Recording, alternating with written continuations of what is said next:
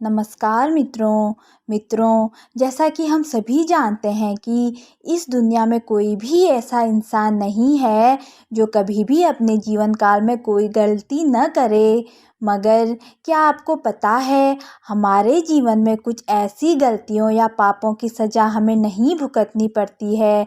हमारे जीवन काल में कुछ ऐसे पल आते हैं जिस समय यदि हम कोई गलती या जाने अनजाने में कोई पाप करते हैं तो हमें उसकी सज़ा नहीं मिलती।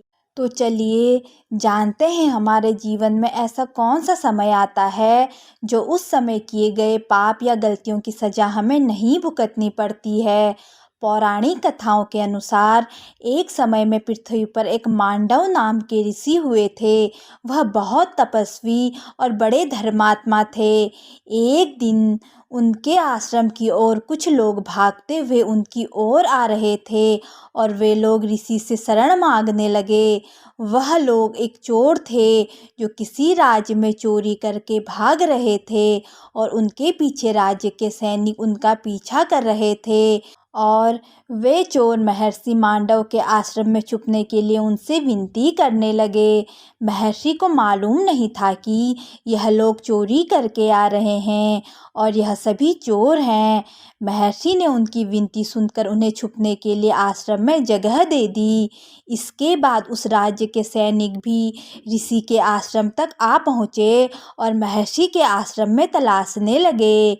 लेकिन सभी चोर अपना लूटा हुआ धन उसी आश्रम में छुपाकर भाग चुके थे और जब सैनिकों को वह लूटा हुआ धन ऋषि के आश्रम से मिला तो उन्होंने ऋषि को चोरों का साथी समझकर राजा के दरबार में ले गए।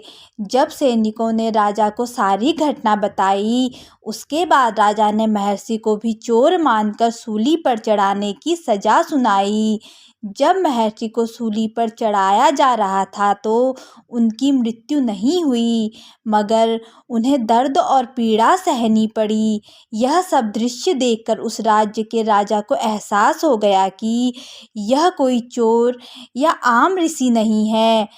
तब राजा उनसे क्षमा मांगने लगा कि हे ऋषि, हमें माफ़ कर दो, हमसे बहुत बड़ी गलती हो गई।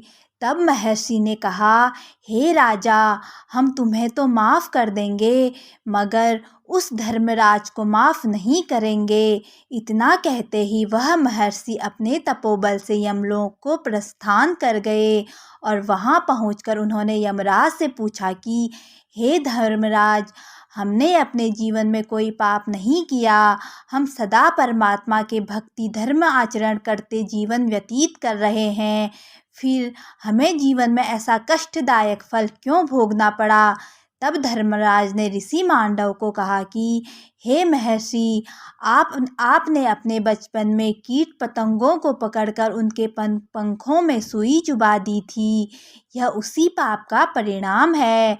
यह सुनकर मांडव ऋषि ने धर्मराज से कहा कि धर्मशास्त्रों के अनुसार जन्म से लेकर 12 वर्ष की आयु तक बालक जो भी कर्म करता है वह पाप नहीं माना जाता है, क्योंकि जन्म से लेकर इस आयु तक वह अज्ञान होता है। अतः आपसे बहुत बड़ी गलती हुई, इसका परिणाम आपको भी भुगतना पड़ेगा।